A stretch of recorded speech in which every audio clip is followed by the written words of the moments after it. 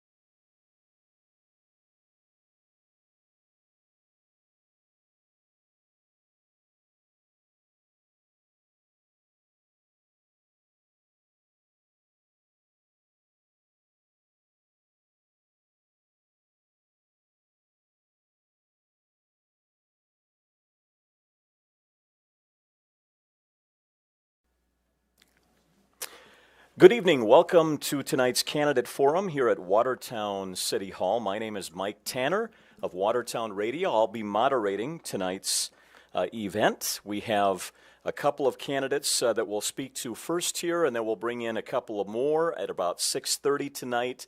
They will be the state Senate candidates in District 5 for the Senate seat in the legislature. But to begin tonight, we will feature our two candidates running for a seat on the Cottington County Commission representing District 2. We have the incumbent, Charlie Waterman, here tonight, and the challenger, Travis Paulson. We'll hear from them in just a moment. I'd like to remind anyone out there that is watching tonight on GovTV or on the Watertown Area Chamber of Commerce Facebook page that if you have any questions for our candidates tonight, you can submit those via email. You can send those to tim@watertownsd.com. tim@watertownsd.com. And Tim Sheehan, the executive director of the chamber, will do his best to get them to me. And if we have time, we will try our best to get them asked of the candidates here tonight. So the format tonight will have each of the candidates give a 2-minute opening statement, an introduction, tell us about themselves a little bit. When we get to questions, it will be a 3-minute response time for each candidate. And if one of the candidates wishes to have a rebuttal or a response, We will allow 1 minute for that. And we'll start off tonight by having the Cottington County District 2 candidates introduce themselves with an opening statement, and we'll start with the incumbent, Charlie Waterman. Charlie? Good afternoon. Beautiful day today. Thank you to the city for using their facility. It's probably, other than Lake area, probably the best venue for getting out information to the public. My name is Charlie Waterman. I grew up in Minnesota. I spent 22 years there. I've been in South Dakota now for 48 years. My wife is from McIntosh. We've spent 25 years in Mobridge. We farmed and raised some livestock out there. Her folks ranched and farmed out by McIntosh. We moved to Watertown approximately 20-some years ago. I have run a crinkle can. I have Charlie's Pond on Highway 20. We also have a mini storage on West Highway 212. My wife has a job at Terex, and I'm also a county commissioner. I've enjoyed the last 3 years, 11 months, 10 months very much. It's something that truly everybody should do in one's life and twice in their life, not make it a permanent situation. And I'm looking forward to another 4 years with the voters' approval. Thank you, Charlie. Travis Paulson. Well, thank you, Mike, and I'd like to, first of all, extend a thank you to the Watertown Area Chamber of Commerce and Tim Sheehan for hosting this candidate forum this evening, and of course, to Mike Tanner for moderating. And then also to all you folks out there that are watching, I appreciate you taking the time and to watch tonight and to getting to know your candidates. For those of you that don't know me, I'd like to just take a minute to introduce myself and tell you just a little bit about myself. I was born and raised in Cottington County. I grew up on a family farm near Wallace, and my family began farming here in Cottington County well over 100 years ago, when my great-grandfather came here from Norway. So I continue to operate the farm today. I graduated from Florence High School, and then I went on to pursue my degree from Mankato State University. I received my degree in construction management from MSU in 1997. I then worked as a project manager for a large national home builder in the Twin Cities, where I was a project superintendent. So in March of 2000, which has been 20 and a half years ago now, after losing my father to cancer, my wife and I decided to move back to South Dakota, and I took over the family farm, as well as started Quality First Homes. I designed custom homes for clients, as well as served as general contractor in the construction of the homes. So after several years of operating the farm and Quality First Homes, I had the opportunity to expand the farm, and decided at that time that I would just solely concentrate on farming and ag production in Cottington County. So I continue to operate that farm out near Wallace with my wife, Joanne. We have 3 sons who've been happy to raise in rural Cottington County. Alec is 22, Ethan is 16, and Noah is 14. Joanne owns and operates a consulting business. She works with several communities throughout the state of South Dakota to put together and implement points of dispensing plans, which exercise annual mass vaccination clinics. I've served on many local, on my local township board for over 10 years. I also serve on the South Dakota Association of Towns and Townships board. I currently serve as president of the Telemark and Cemetery Association, and in the past I've served on the Florence School Board as well as the Board of Trustees for the Cornerstone Church. I look forward tonight to sharing my thoughts with you here and discussing some of the important topics that are facing Cottington County. I also hope to show you, the people of Cottington County, that there is a definite difference between Mr. Waterman and myself and how we approach our roles as members of a board. So once again, thank you and for hosting this forum tonight. Thank you very much. We'll start off the first question here with Charlie, and we'll go back and forth as to which candidate gets to address the question first, but we'll start with Charlie on this first question. What do you see, Charlie, as the major issues facing Cottington County and the Commission right now? The major issues that I look at, and I am relatively conservative, some people call me a little tight, but is spending money. We've got several things that have come up recently. We've had to spend money on roads that are as important, but it wasn't planned that way. Those are things that come up whether you like them or not. It's unforeseen expenses. We have to be very cautious with our budget.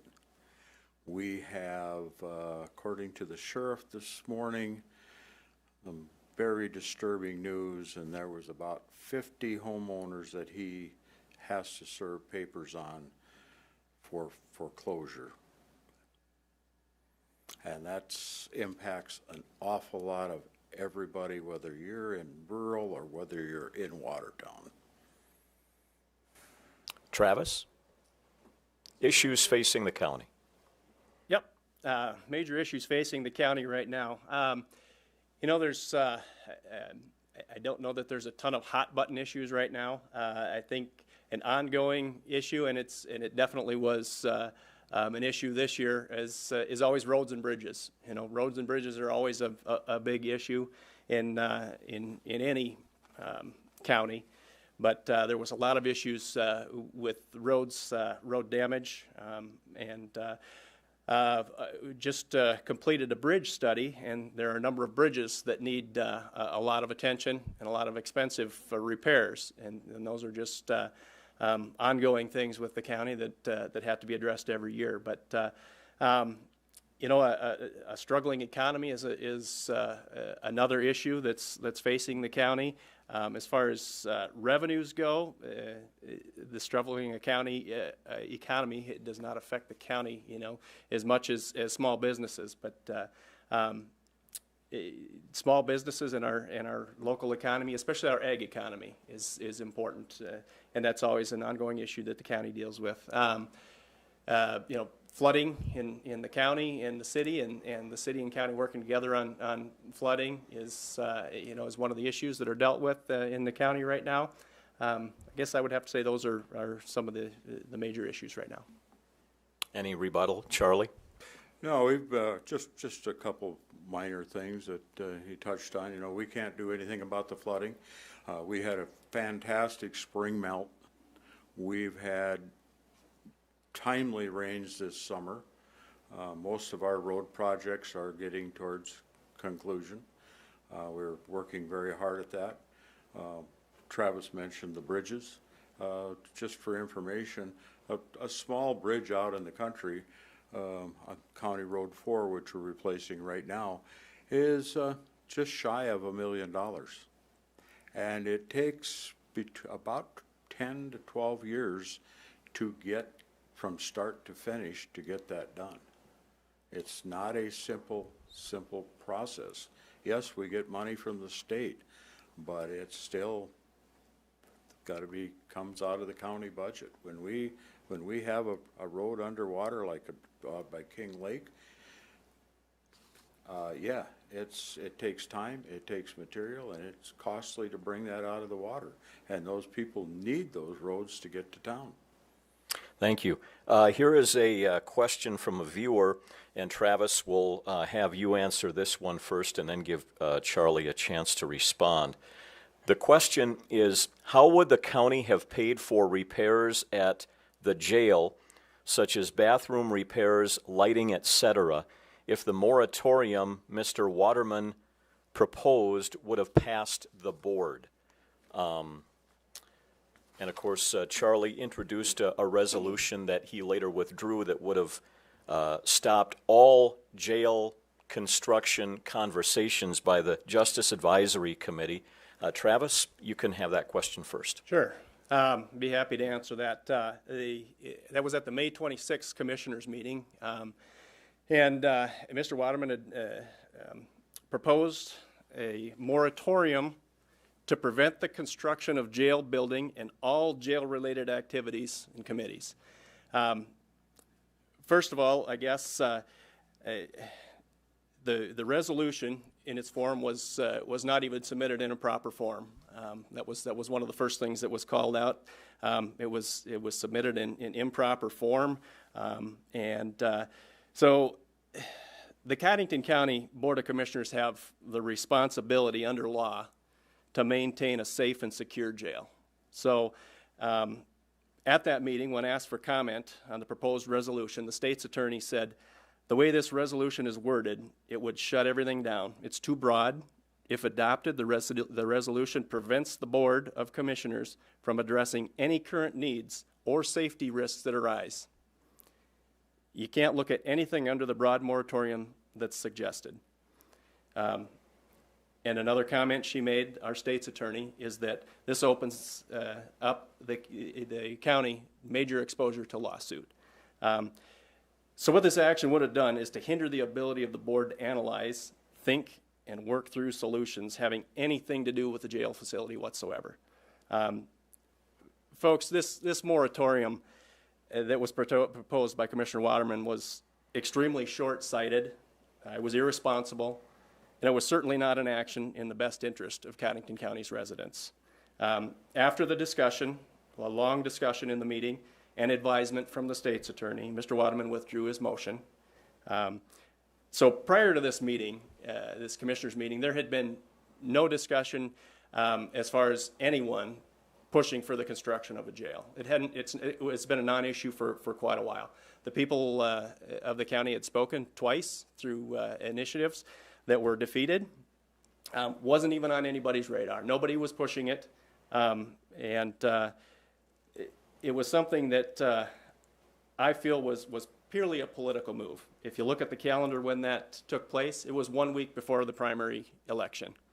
And this is, I've made it clear from the start of my campaign that I don't like politics.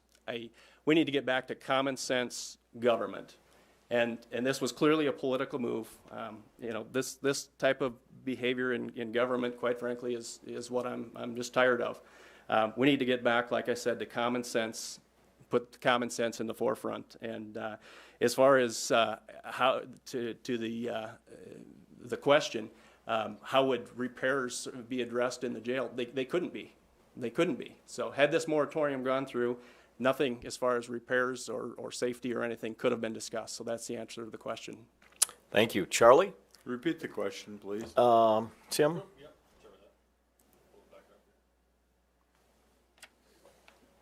Thank you.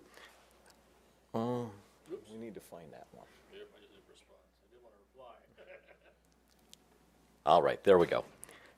How would the county have paid for repairs at the jail, such as bathroom repairs, lighting, etc., if the moratorium Mr. Waterman proposed would have passed the board? Well, the amendment or the moratorium that I proposed, and it was ill-written, I will admit that, due to I'm not a lawyer. I did not run it by an attorney. That was just written in my words, and that's how I felt.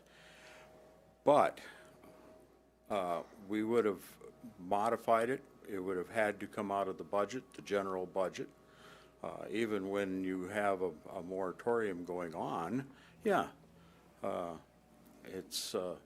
was to more or less to stop the building of the jail and spending more money on more studies to fund the jail. And it's an ongoing project. It's been to the legislature twice now to increase the sales tax and give the counties the opportunity to raise the sales tax, and it was a half penny. This has not been done any time in state history. It opens another door to taxation. Once you open that door, you also, it goes out like a spider web. We've never seen it stop. It goes on and on and on. And that was my total intent. Travis, would you like a chance to respond? 1 yeah, minute. I would. You know, Mr. Waterman replied that he's not a lawyer, he's not an attorney. Fact is, Cottington County has a state's attorney for these very reasons.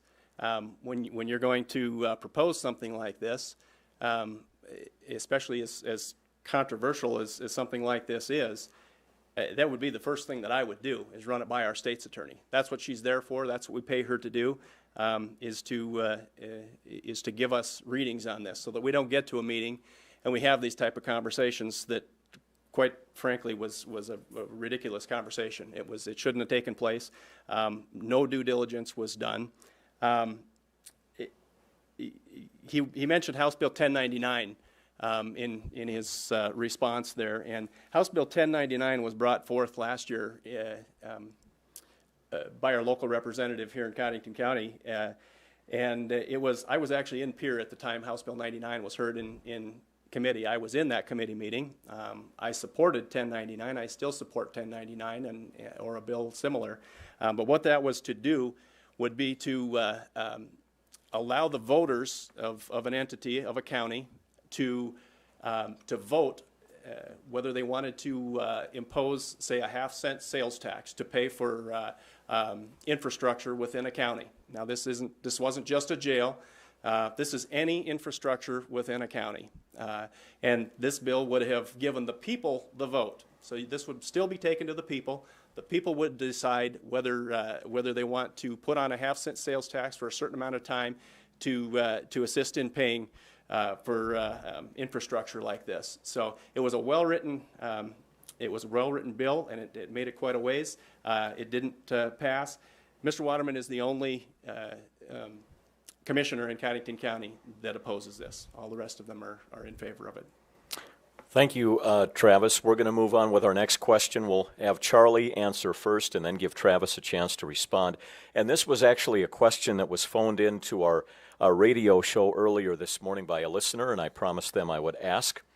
Do you feel as an elected official you have the constitutional authority to close down private businesses during a pandemic?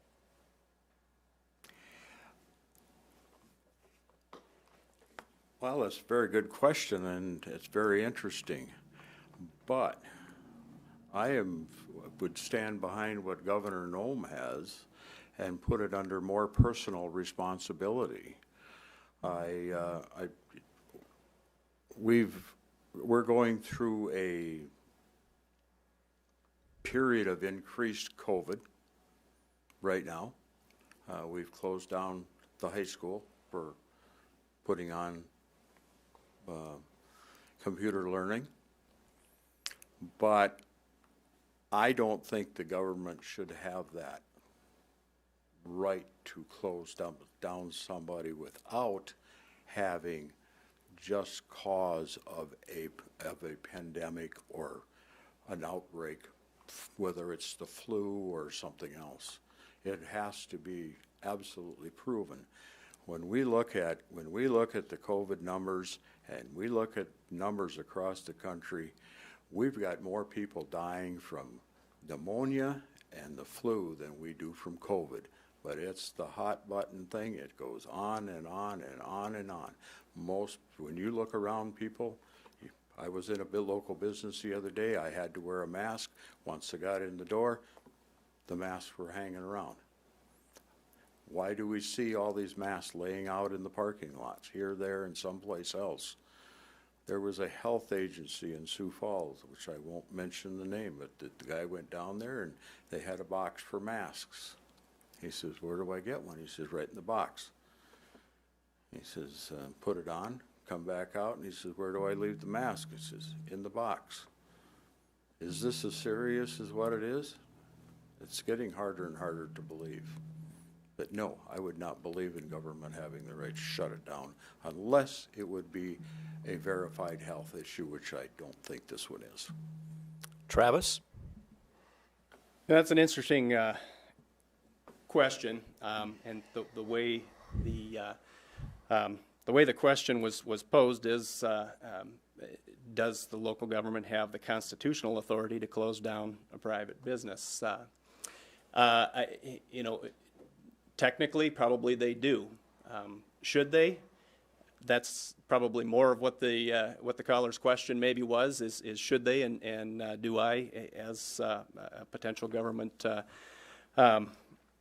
official, think that should be done. I think under most circumstances it probably should not be done. I think that private businesses have the right to operate. However, they're with I believe in people having their rights, but with those rights come responsibilities, and as citizens we need to take those responsibilities seriously. So I think under very extreme circumstances would that happen, that private businesses should be shut down. But this, make no bones about it, this is a very serious pandemic that we're in the middle of, and it's I think if everybody does their part and would continue to do their part, we'd get through this a lot smoother and with a lot less lives lost. So I think, like I said, with rights come responsibilities, and I don't think that private businesses, I think it'd have to be pretty extreme before local government shut down private business. Charlie, any response to that? No, I would just reiterate, I don't think they have the constitutional right, but there is a health issue when it is legitimate. Thank you. We'll move on to our next question, and we'll address it to Travis first of all. I think this was a question that came up prior to the June elections, and it was on the topic of a wage study, which the county recently debated the merits of conducting a wage study. What are your thoughts on that? Given the pandemic and the time that we're in, is a wage study something that you would support? Sure. I do support a wage and compensation study. It's something that's been talked about within the county for quite some time now. Cottington County hasn't done a study for over 20 years. The reason behind a wage and compensation study, obviously, is to answer the question: are our employees being compensated properly? The study does a market comparison with other counties that are similar size. I understand that this report may produce some information that might make some employees unhappy. I certainly understand that's the potential of doing a study like this. However, the Board of Commissioners is not bound in any way to act on the report. So I feel that the study is long overdue and needs to be done in Cottington County. I think it's a regressive way of thinking to just put your head in the sand and not attempt to keep up with the times, and that's what this is doing. The employees of the county deserve to know where they stand and that they are properly compensated, and the residents of Cottington County also deserve to know that they are that the commissioners are handling their tax dollars responsibly and paying our employees properly. So I absolutely support a wage and compensation study. It was actually in the budget, and I'll be the first to tell you too that just because something's in the budget doesn't mean it needs to be spent. But it was something that was budgeted for this year and didn't happen. Charlie, if memory serves me correctly, you voted against the idea of a wage study, did you not? That is correct. I did explain vote why. against a wage study. A wage study would be $30,000, approximately $30,000. Is that a lot of money compared to the overall budget for the county? No, it's not. Do we need it? No, we don't, and I haven't changed my mind on it. We try very, very hard as a commission to equitably treat all of the people that are employed by the county, whether they're union or non-union. And we've been very, very successful at it. We're working on negotiations right now between the deputies and then the jailers and the highway department, and those will be tied in with inflation. And as far as it's based on this. Are we paying our people fairly? The number of years that people are employed when they come to work for the county, there's a good chance they're going to stay there and retire from there. That speaks that they're pretty happy with that. We pay as an individual, for an individual, we pay 100% of their health insurance. We also, there's numerous things. And so we don't have a lot of people leaving. When those jobs come up, they are filled very rapidly. There's not a lack of applicants.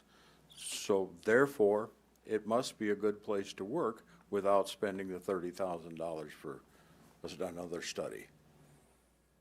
Yeah, I guess just a quick comment. I think I can tell you the reason that this subject came up again within the county is because county employees brought it to the commissioner's attention. So this came from county employees that a wage and compensation study has not been done in Cottington County for well over 20 years. So I will just make that point that it came from employees of the county that were requesting it and reminding the commission that this is something that we're overdue on doing. There's the city just did a wage compensation study. What was that? A year ago? Not too long ago. There was a number of city employees that were very unhappy and disgruntled. So that led to less harmony among the employees. Enough said. Charlie, we'll ask you this question first, and then we'll go to Travis. During the legislative session, there are times that the State Association asks county commissioners to come to Pierre, either to testify or simply be there to show support on important issues that affect counties. Charlie, is that something that you've taken the time to do or you would support doing, traveling to Pierre to speak out in support of a bill or an issue that would impact Cottington County? With all our electronic means of communications nowadays, whether it's by phone, by texting, Skype, et cetera, et cetera, et cetera, I believe that would be a last resort of doing. It's if you go to Pierre, it's a travel expense. Somebody pays for that travel expense, and that would be an expense that would be added on to from the county. And so therefore you got multiple means. And with this COVID thing, look at all the meetings that have been canceled. We don't go here, we don't go there. It's all handled electronically. So how important are most of those meetings? Travis, I know you mentioned you were out in Pierre when House Bill 1099 was being debated in committee. What about the idea of traveling to Pierre to speak out on issues that would impact Cottington County or in support of a bill that you would champion? Sure. That I enjoy doing that. I stated in my opening statement that I've been a member of the township board for a lot of years, and I serve on I represent the area on the State Association of Towns and Townships board, as well as on their executive board. On a number of occasions, we have traveled to Pierre and traveled to different locations to present at different types of meetings. I have found it to be an excellent experience. I think everybody needs to go out to Pierre from time to time to see how things work. I think if everybody took that approach, that we can just Skype in, you'd have an empty chamber at Pierre, and that's just that's not the way you get things done. I think just being there, just having an organization there in numbers makes a statement, and that makes a big. It helps to get things through when legislators see that. They see the support for a bill. It makes them think about it. Maybe I need to read this closely. I need to find out why they're so adamant about this. Why did they show up in numbers? So I'm all about traveling out there and showing support for different bills. And I was there for 1099 when a couple of our commissioners were there as well, and I was there in support of them as well as township issues in the same trip. So I'm absolutely in favor of that. Charlie, any response to that? Other than that's his opinion, that's fine and dandy. It's not my opinion. I believe less travel, less meetings. We have every opportunity to meet with all our representatives. We have every opportunity to call them. We can go to Cracker Barrels. They come up and they talk to the commissioners. I'm going to squeeze in one last question before we go to closing statements here. On the topic of COPS grants, the federal COPS grants, it came up before the commission earlier this summer. Federal funds would be used to pay for an additional deputy for a period of time, and then it would be up to the county to incur the costs of that employee in terms of salary and benefits. Charlie voted against that COPS grant. We'll get his reasoning why, but Travis, first for you. What are your thoughts on these types of grants and the idea of adding a deputy under the federal COPS grant in which the benefits and the salary would be paid for a period of time? Sure. So let me give you a couple of numbers first that come from the sheriff's office. In 2010, there were 3,719 calls for service. In the first half of 2020, there were 3,742. So double the calls in the last 10 years. We are operating with the same number of deputies we were at that time. Miles of transportation, transport miles. In 2010, there was 28,787 transport miles recorded in the sheriff's office. You go to 2019, 55,891. So you went from 28,000 to nearly 56,000 transport miles. That's with the same number of deputies as we have today. So the last deputy that was added was back in 2010, and that was through a COPS grant as well. So the Connecticut County Sheriff's Office was awarded a COPS grant, which would cover up to $125,000 over the next 3 years to hire an additional deputy. The Sheriff's Office hired one back in 2010, as I said, through the COPS grant. It's clear, based on those numbers that I just gave you, there's an absolute need and a justification for an additional deputy. I think our Sheriff's Office has done a tremendous job in doing the duties and the miles that they put on and the calls to service with the personnel that they have, with the same number of personnel they had 10 years ago. So I commend the Sheriff's Office for that. Mr. Wanema did vote no on that in approving the acceptance of the COPS grant. So we were accepted for that grant, and he voted no to accept that. It's just a regressive way of thinking. I fully understand that the county's on the hook for some dollars there, that's for sure. They have to outfit the officer, and they have to pay his salary after the third year, of course. But you just look at those numbers and have a conversation with the sheriff in the sheriff's office, and he's been operating extremely lean, and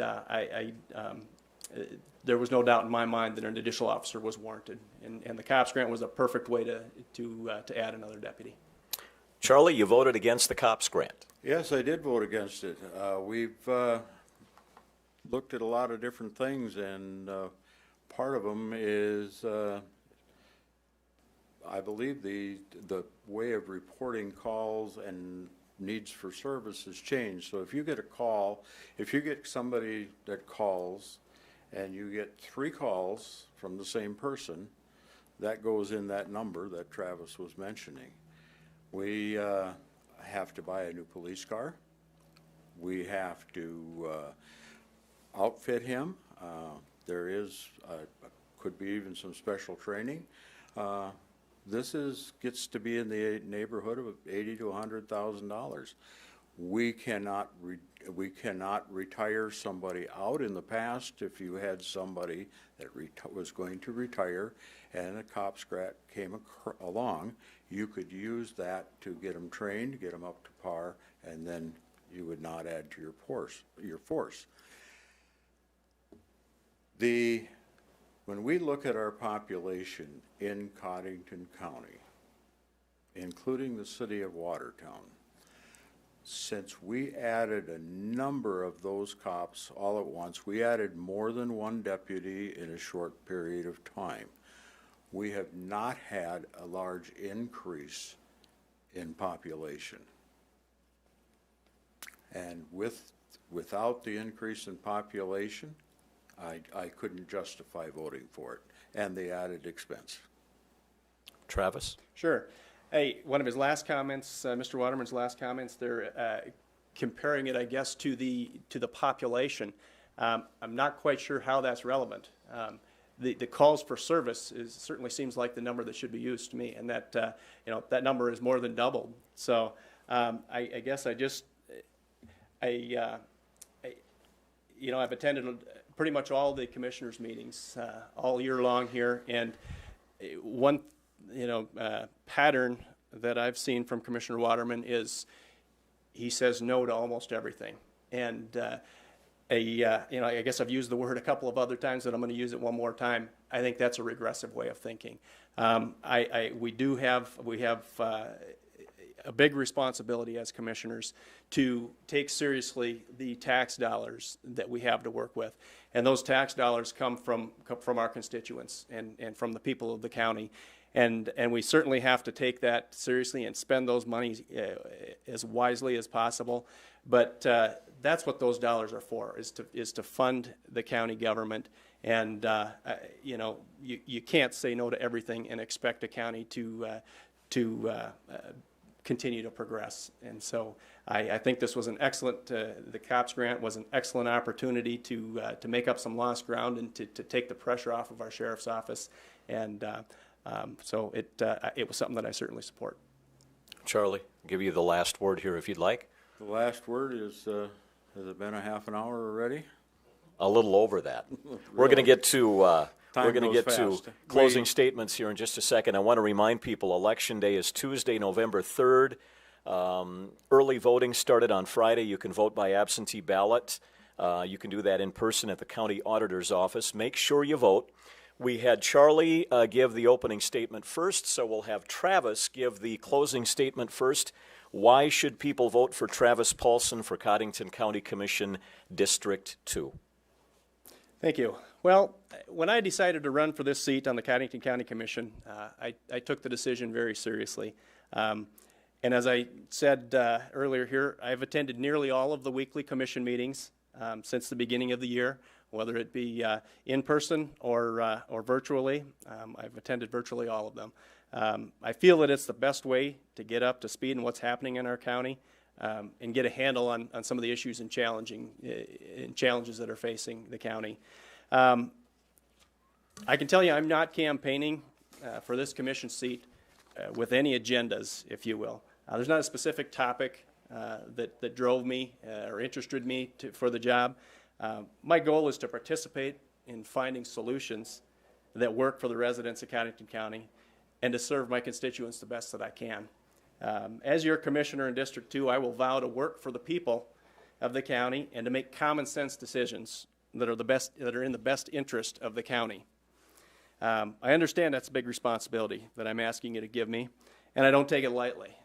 I will commit to you that as a county commissioner, I will give you the truth and always strive to represent you in a professional and honest manner. I truly feel that with my education, my business experience, my leadership skills, that I have a lot to offer the residents of Cottington County. Additionally, my current and past participation in local government, as well as other boards, have prepared me well to serve you. I was born and raised right here. I've lived and worked here most of my life. My wife and I are raising our kids here. I was raised in a Christian family and am proud of the values that I try to live by. I regard honesty and integrity as among the most important characteristics that a person can possess. I am well prepared to take on the responsibilities of County Commissioner, and I look forward to visiting with you, the people. And I encourage anyone that has questions or concerns, please give me a call and contact me. I'd be happy to visit with you. I said it in the last forum, and I'm going to say it here again tonight.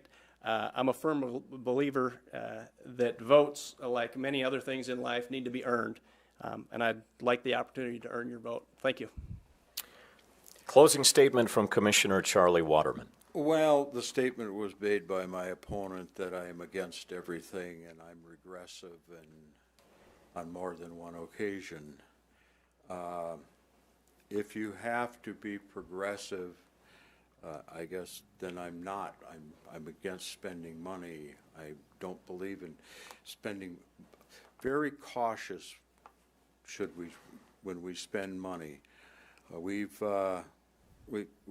only have so many dollars to work with.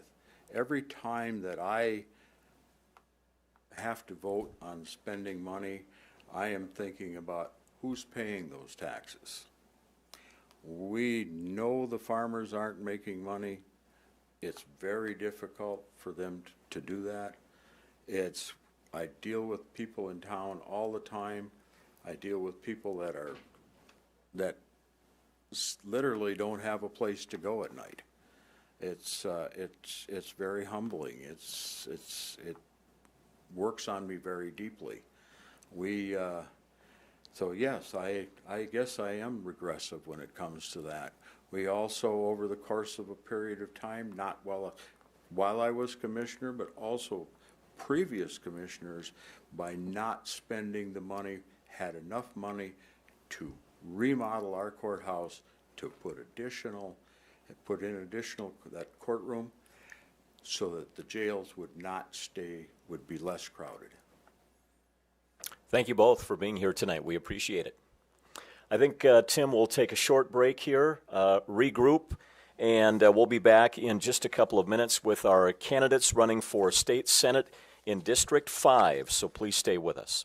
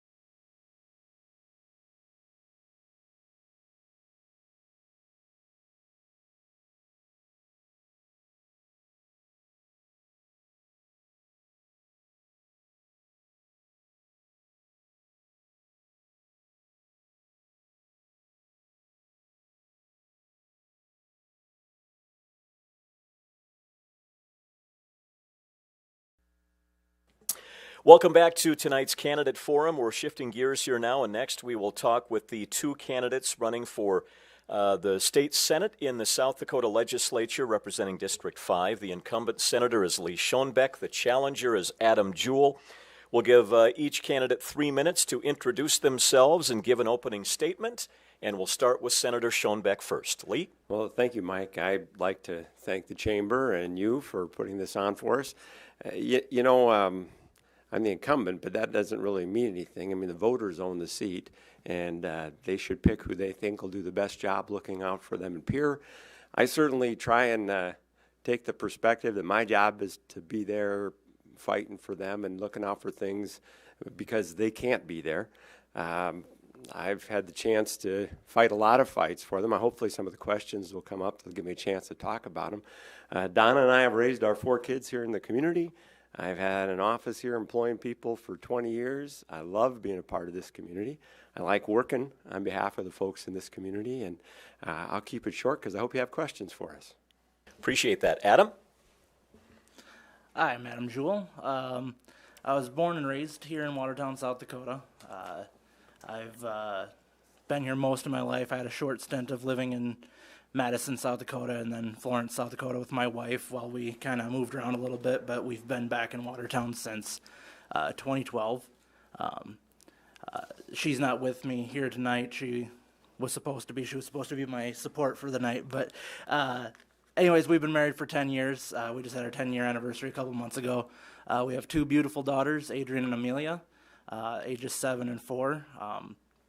And all 3 of those guys go to Florence. My wife's an English high school teacher in Florence, South Dakota, so kids go there too. And so education has to be important to me, so otherwise my wife gets mad at me, so I gotta make sure education stays important. So but yeah, those are the big things about me. I've been working in manufacturing ever since I got out of high school.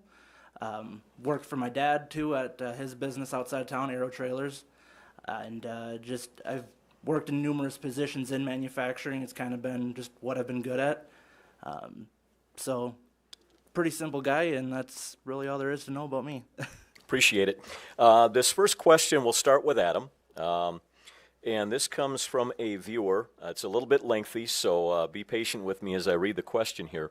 Do you believe that South Dakota leadership has properly managed its response to COVID-19 since social distancing, masks in public were never promoted, Sturgis Motorcycle Rally was promoted, and now we're facing, given what plan, the shifting of schools having to go virtual, sports and other activities being canceled, a spike in COVID-19 infection cases is a trend that is rapidly increasing, not decreasing. Now, the question part of it, where will we be in 3 months as small-town businesses and restaurants close and the flu season compounds COVID, especially in senior care centers and health care facilities? Adam? You're right, that was a lengthy question. There's a few things that I do agree with Governor Noem on, and I do commend her for not shutting down the state and not causing any restrictions and any mask mandates across the state.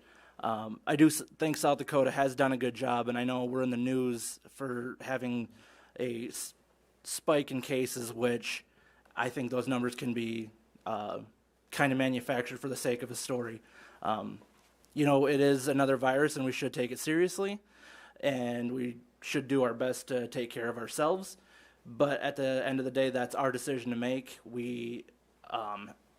Us South Dakotans are responsible people. We know how to handle being sick. We have, farmers out in the fields in negative 40 below weather during the winter taking care of their cattle, and they get their, illnesses and they beat them. And it's just the state of the state, really. So, in 3 months, I believe that, we're still probably going to have cases and it might go up.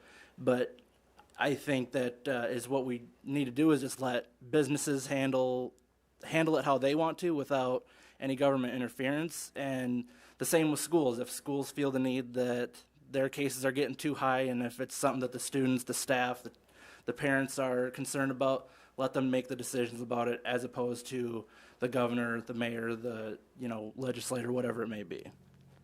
Lee, your thoughts on how South Dakota has managed the pandemic from a government level? Sure, thank you. And I think that the questioner has a bit of a chip on their shoulder because some of what they said isn't true. For example, saying that the state hasn't encouraged social distancing, you'd have to not be able to read to say that because there are signs all over the place and the state's been encouraging it constantly. The fact is, in the early briefings we had, they told us there would be 10,000 people in one day that would be hospitalized in South Dakota. Those were the early projections. The pressure on us was that we were supposed to shut the state down, the lockdown in place thing. If we'd had done that, I remember Governor Noem, when there were legislators pushing her, she said, you know, do you understand that's not a 2-week deal? You're going to have to do that till October, and this was in March. The misunderstanding that goes with this only makes it worse. The reality is it's a virus. You ought to treat it seriously, but we have now flattened it out into forever. Instead of 10,000 in one day, the most we've ever had is 150. That's just like this week. I don't think anybody believes the projections are going to be remotely close to true, and that doesn't change it. It's a serious problem.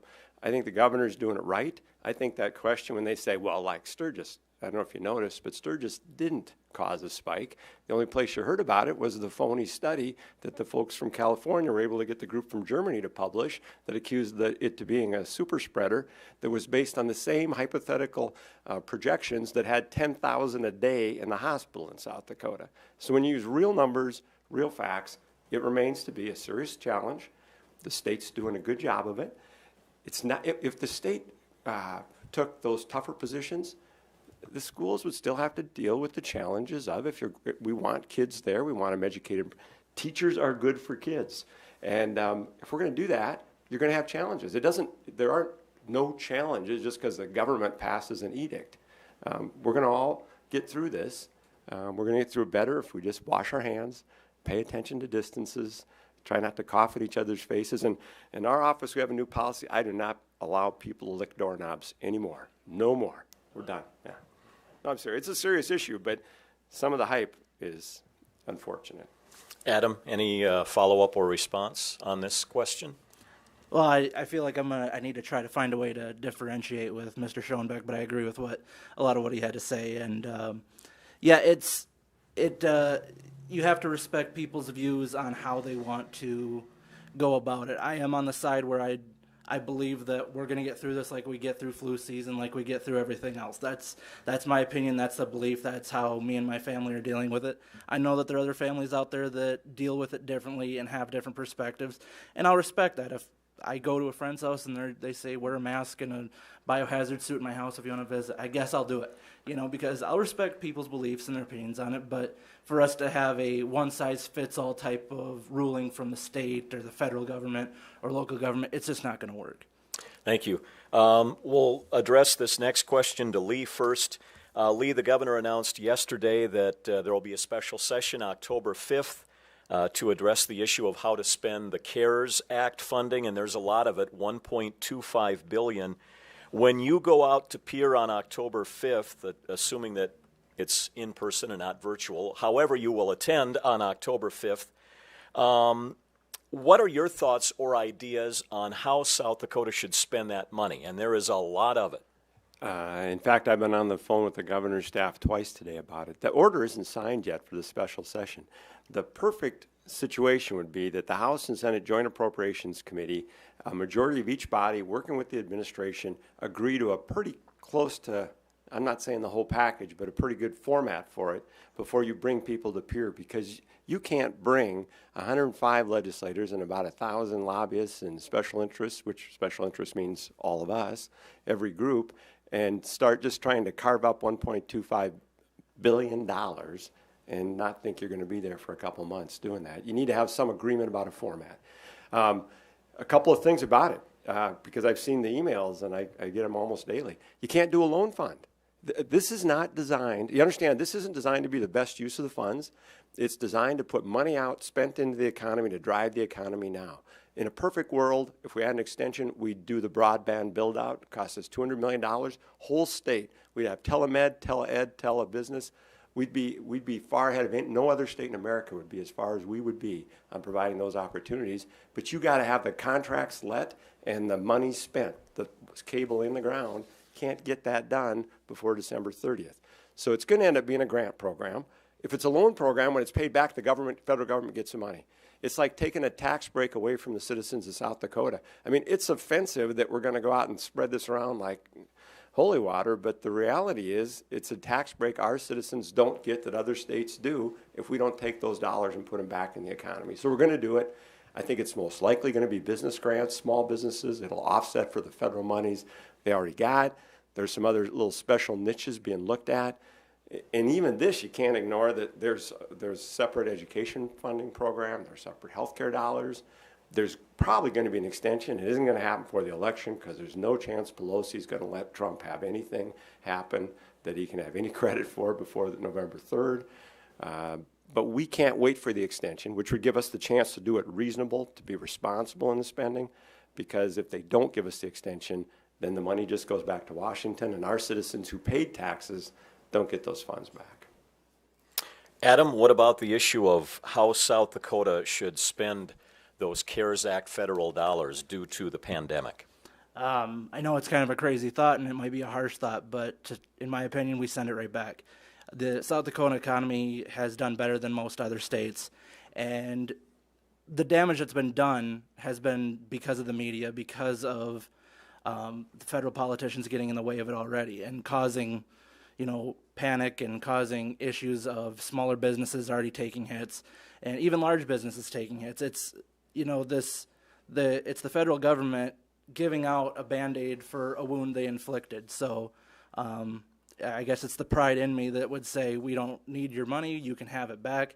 I understand what Mr. Schoenbeck said, that it's taxes that we already paid. You'll probably hear me say a lot about my issues with certain taxes anyways, but I think we need to send a message back to Trump, to Pelosi, to whoever, saying we're going to rebuild our economy, we're going to continue how we were, and we have been done better. So, like I said, I know it's a crazy thought, but send the money back, and we're not going to, scatter it about unfairly, possibly. Lee, any response to that? I would not deny $1.25 billion of tax breaks to South Dakotans. Very good. Adam, we'll start this next question with you. There are two issues coming up on the ballot in November, Amendment A and Measure 26, medical marijuana and recreational marijuana. What are your thoughts or opinions on if you support those issues, those questions being passed, medicinal marijuana and legalizing the use of recreational marijuana in South Dakota? Yeah, absolutely. We've seen in states where it has been legalized the benefits it's already caused, whether it's on the medicinal side, where cancer patients can use it as a form of pain treatment, and just the recreational use of it in places like Colorado has raised a lot of revenue that they were able to put towards, like, say, schools or other projects. And I was in the honest belief that South Dakota would probably be one of the last states to try to even attempt it. But I commend the groups that got the signatures, they get it on the ballot. And some studies have shown that it has a 60 to 70% chance of passing.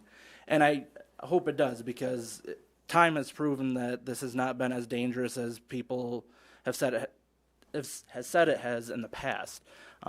You have a lot of people that talk about gateway drugs. Well, you have the argument that if you're buying marijuana from somebody and it's illegal, you're already committing a crime as of right now. Now that person can also sell you anything else, and they can pressure you into that. That's not the fact that marijuana is a gateway drug. It's that you're already in a shady environment of where marijuana can transcend to something else. Now, if you had dispensaries around South Dakota, you can go there, buy the marijuana, and go home and do whatever you need to do in the privacy of your own home, and you're not out with drug dealers that are potentially selling meth and anything, super serious that, we are trying to combat. And speaking of that, I do believe that legalizing marijuana would decrease the amount of problems that we do have with meth in South Dakota. So I'm 100% behind it, and I'd even throw the suggestion behind it that if it passes, that we use some of that tax revenue from that to fund our education system, or increase the funding for education system. Lee, marijuana. I'm voting against both of them, but there's a couple of things you ought to know here. when you say, Adam, that you commend the groups that got these on the ballot, this was paid for by the pot industry. The most expensive firm in Minneapolis' representative was the one that was their ballot person that hired the people to go out and get the signatures. This wasn't done by a bunch of people in South Dakota that said, hey, let's have recreational marijuana so we can, whatever. It's the pot industry. And you need to understand, it's a big money industry. And they're in Colorado and they're in Minnesota. And when you transport between the two, much of it has to go through South Dakota. It's worth them, and you're going to see a lot of advertising because they got a lot of money. And they probably will get it through, but it's not by groups in South Dakota. This is done by an industry with a lot of cash.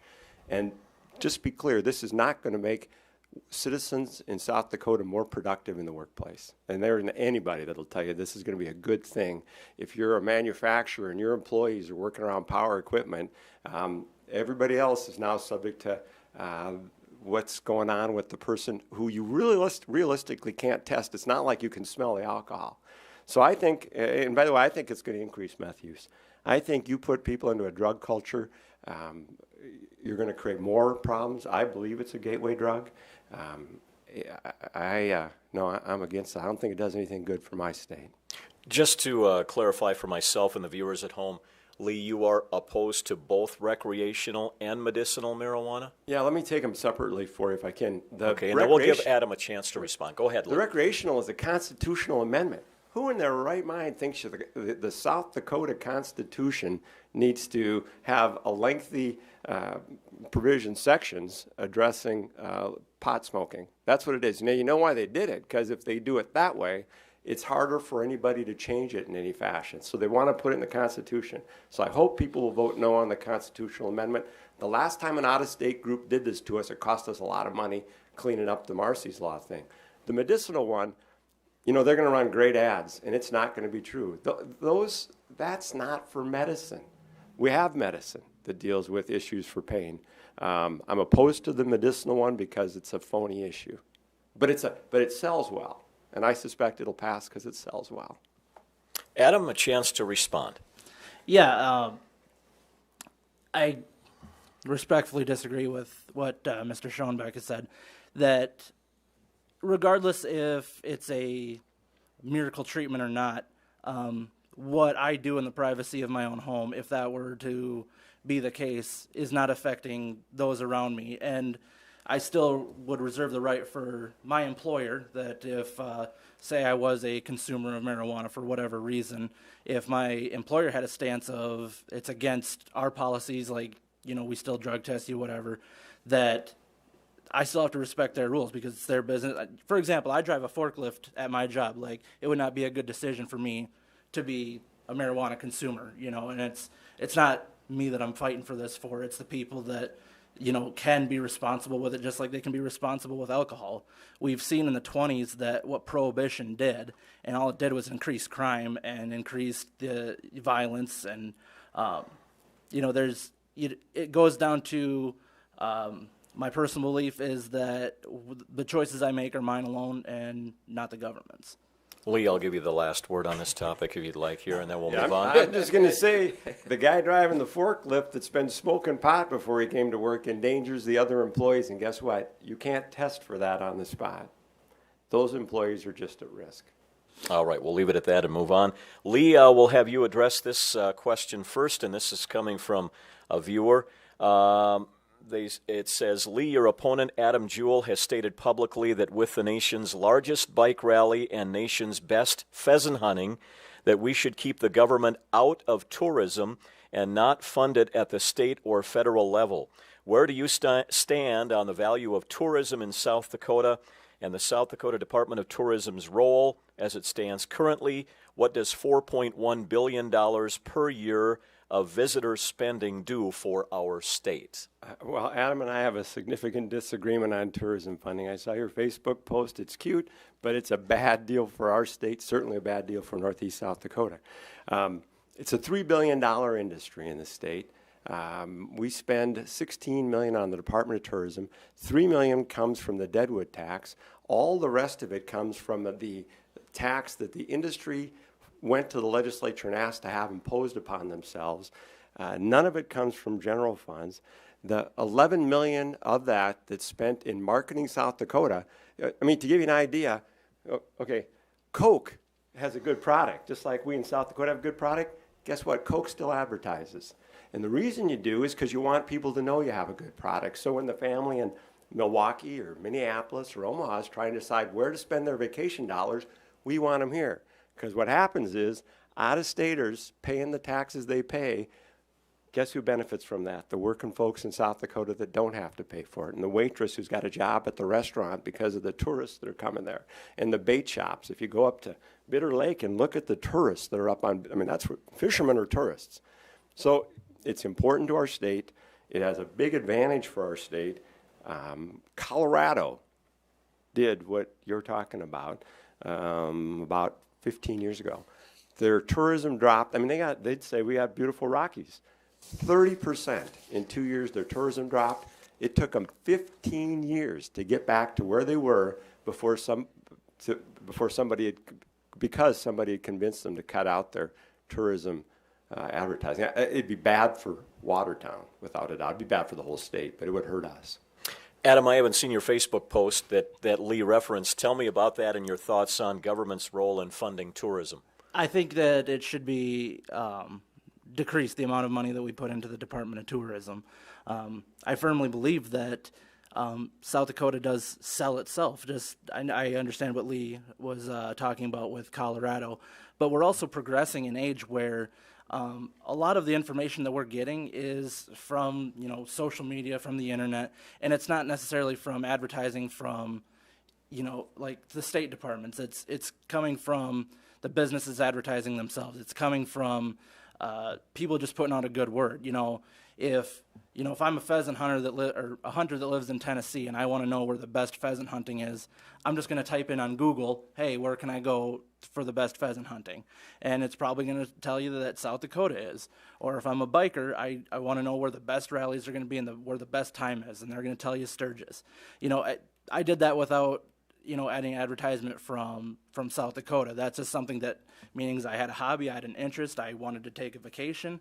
I was able to punch in that information and get that. So I understand that the Department of Tourism served a purpose at one point, but I believe that as technology, like I said, social media and all these different types of just getting information out, that individual businesses and local communities can do that themselves without, once again, state or federal funding.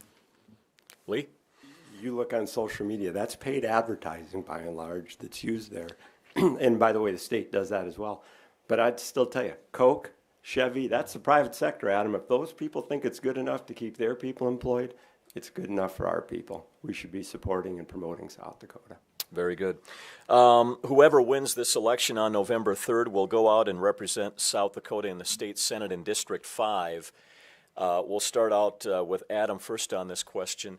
If you are successful in this election, what will your priorities be in the 2021 session? What do you want to see get done? First, like I said in my intro, that education is really important to me. I am running on the libertarian ticket, and a lot of libertarians are against funding education and having the government out of education. That's where I differ very differently with the Libertarian Party. And I commend Lee for his work that he's put into the schools. That when you were in the House of Representatives, my wife even said that I have to fight for her vote because of what he was able to do. I like your wife. He was able to help get the teachers the raises they deserved, and that's important to me. Like I said, libertarians would disagree with me, but education is going to be really important. That teachers deserve to be paid better than what they are. After the increase they got when Mr. Schoenbeck was in the House, it's been kind of at a stalemate. It's been very little since then.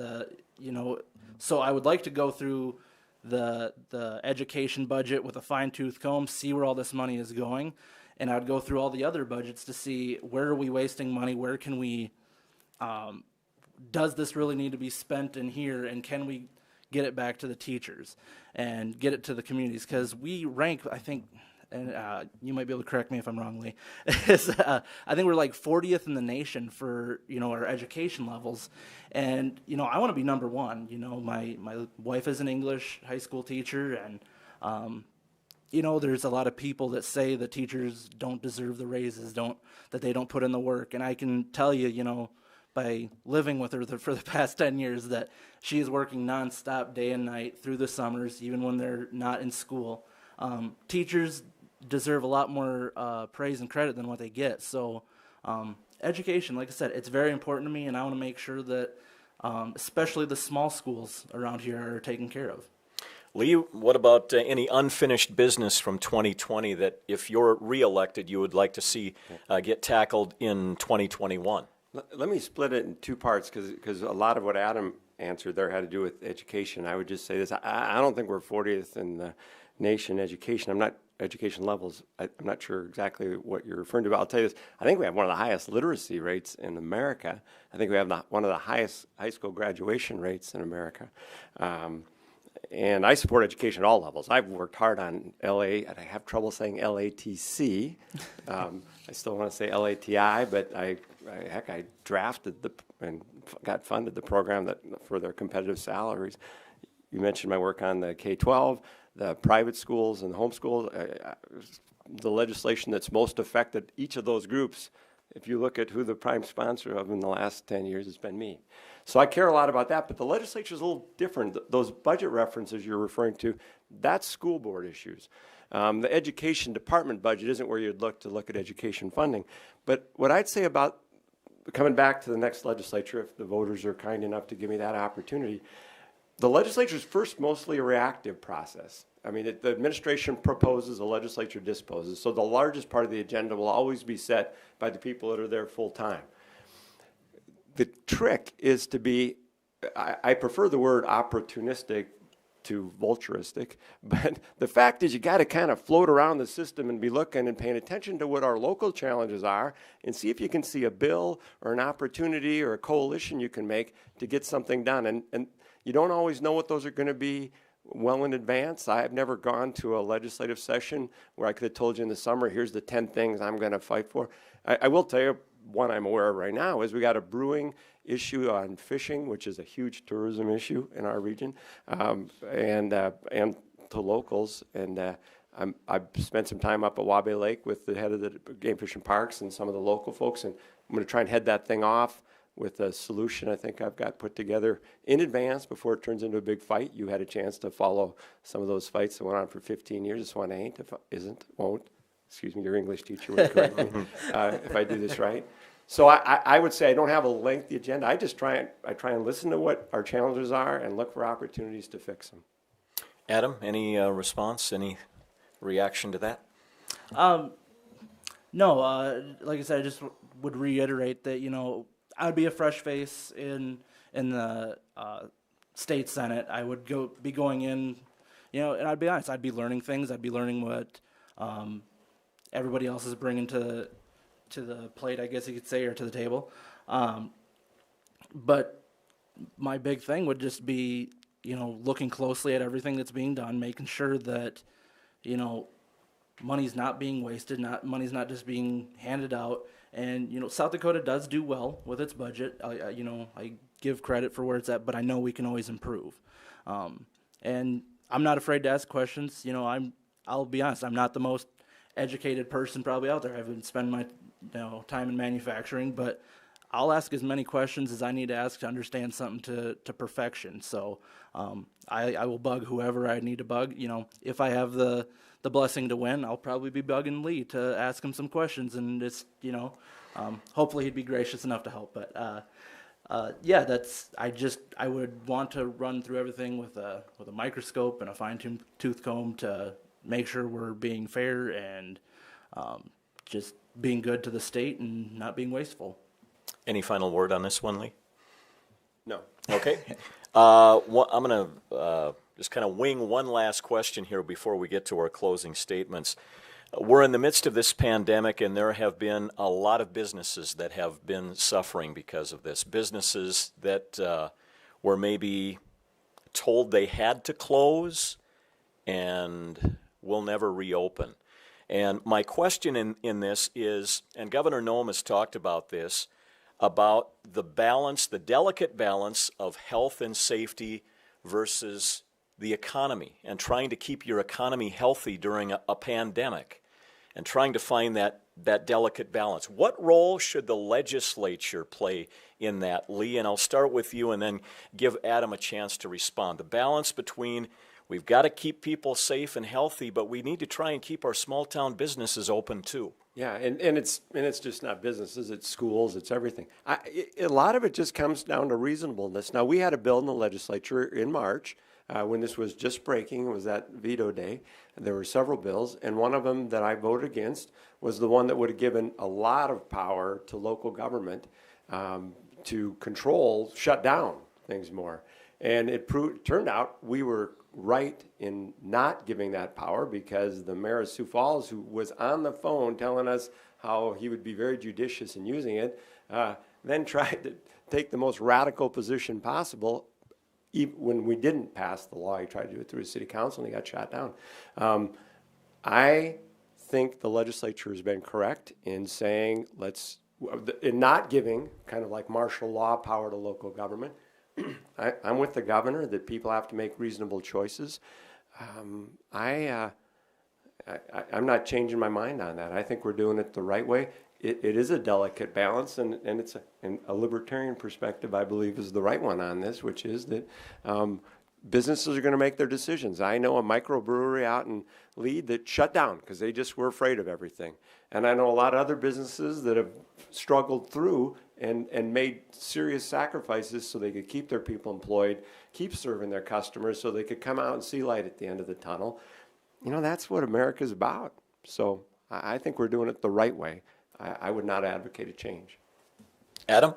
First of all, I don't like how you said libertarian, but no. Like I said, this is one of those issues where I'm trying to come up with a way to separate myself from Lee. But yeah, the state, the federal and state and even local government does not, in my opinion, have the right to shut down businesses, tell them how they have to run their businesses. I mean, it's my opinion and my theory that if the whole Smithfield thing would have been handled more responsibly, if the people that were running that facility would have handled it more responsibly, I can't even talk right now, responsibly, that South Dakota wouldn't have the numbers that it has right now. I mean, one of the biggest outbreaks was because of how that facility was managed.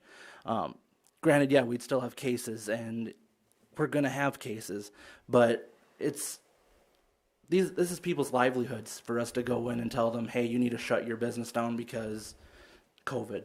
And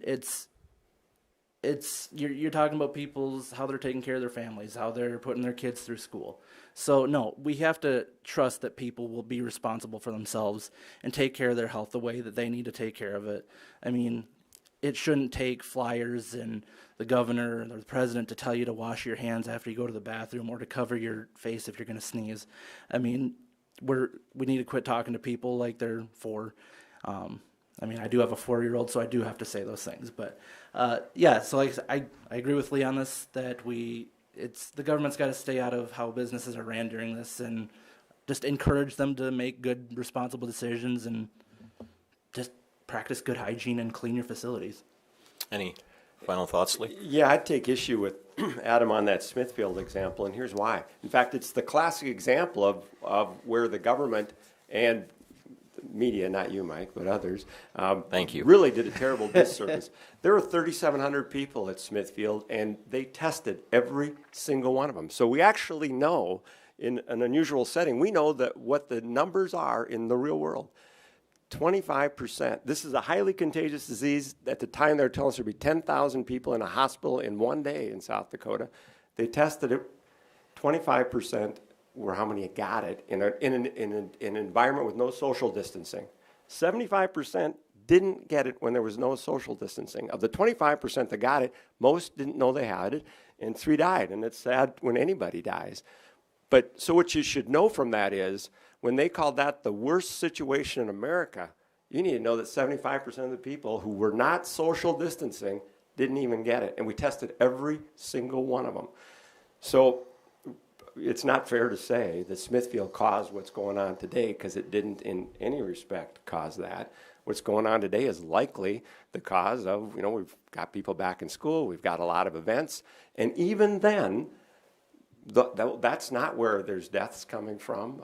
There are people, and here's the bad thing about this. I mean, the real bad thing about it is we don't know what we don't know about the coronavirus. Most people, it's going to be nothing. And for some people, it's going to be a really bad deal in their lives. And you can't make a government policy for 830,000 South Dakotans where you're going to put straitjackets on the world because of things that you don't know. Adam, I'll give you a last word on this one if you'd like. Yeah, I do feel differently on the Smithfield thing where, and maybe I'll admit maybe Lee has different information than I do of how I read about it. But they had incentives for people to come to work, even they would give bonuses out for not missing time. And when you have a lot of people working in a facility like that, you're gonna show up. I would show up if I could get an extra few $100 a week or whatever it was. But regardless of that, Lee is absolutely right that the virus is going to spread regardless. That's how viruses work. They're going to come in contact with whoever. Some people are just not going to catch it regardless of who they're around. Some people are going to catch it a lot more easily. So once again, people just need to be able to handle it responsibly themselves and just practice what we do know is golden. And like I said, that's good hygiene. Wash your hands and stay home if you're sick. We don't need Uncle Sam to tell us how to take care of ourselves when we're sick. And I don't know when it'll be, but I know we'll get through this. I know South Dakota will get through this. I know the United States will get through this. And I think one thing Lee and I could agree on is we'll get through it a lot faster as long as Biden doesn't get in. So I think we can find some agreement there. All right then. Let's get to the closing statements. Ground, right?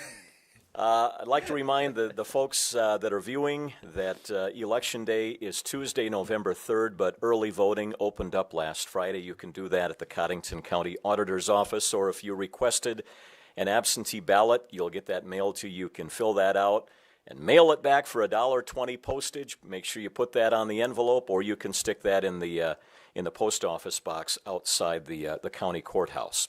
Adam Jewell is the Libertarian candidate. Adam, your closing statement, why should people vote for you on November 3rd? First of all, thank you guys for hosting this. I didn't get to say it at the beginning like I should have. And thanks, Lee, for being here as well. I'm glad I got to finally meet him. I am running under the Libertarian ticket. And as a Libertarian, I believe that the government does not have any reason to be inside of people's personal lives in their pocketbook. And I also know that, running in a very red state, I can't go in expecting to boil the ocean. I want to be able to work with both Republicans and Democrats across the board and just slowly start getting the government out of day-to-day decisions, out of business decisions. And if that's something that is, interests you as a voter, then I'm your guy for that. I will say that, I'm glad that I got to, I'm running against Lee. We've exchanged pleasantries over Facebook, and he's been nothing but respectful. So I do appreciate that. With my first dive into politics, I didn't want to go against someone who was going to be super, super aggressive and super out to get me or whatever. So he made it easy. But I think no matter what you vote for District 5 Senator, you're going to have a guy that's going to do the best they can for South Dakota and will protect South Dakota. And I just think I'll keep a little bit more government out than Lee. Thanks, Adam. Lee, you're the incumbent senator in Pierre. Why should folks re-elect you on November 3rd? Well, let me say first, Adam is a good guy. I've enjoyed getting to meet him. But when you said what you vote for, it's who you vote for. Your wife will correct you when you get home for that one. And my wife will correct me for correcting you. Sorry, Donna. I'm a political geek. When people at Augustana, when I was there, would go to Europe and all kinds of cool places in the winter for interim, I went to Pier. I spent I'm maybe the only person that's ever spent 3 sessions in college as an intern in Pier. Between being an intern and a legislator, I've been there in some part of each of the last 6 decades. Work in Pier isn't exciting. It's not about great debates. It's about technically trying to solve problems, and I've been a problem solver. I'm a fighter. You've covered some of those, Mike, and the folks around here know it. I mean, the Watertown municipal utility issue. I had to fight about 30 lobbyists on the other side and beat them, which kept the rates lower for every single taxpayer in Watertown, and it helps create jobs in our community because of the lower rates we can offer to attract businesses because of our municipal utility and the ability to grow. I'm a problem solver. I've tried to find those kinds of things, fix them, help make our community better. I enjoyed the great debates, but we're a lot more about making the trains run on time and the potholes getting fixed and the problems being solved. And we had back in the day in Webster at St. Otto's, the nuns used to say that everybody's better than somebody else in the whole world at something if you can just figure it out. I don't know what that is, but I'm pretty darn good at knowing how to handle legislative problems for this district. And the nuns would be proud that I remembered that they told us that. And I'd like the chance to do it again. And if they don't send me and they send Adam, I'll help you. Sounds good. Thank you both. Folks, that'll wrap it up tonight. Thanks for tuning in and watching. Remember, you can vote early at the Cottington County Auditor's Office. Election Day is on Tuesday, November 3rd. Make sure you get out and vote because every vote counts. Again, thanks for tuning in and have a good night.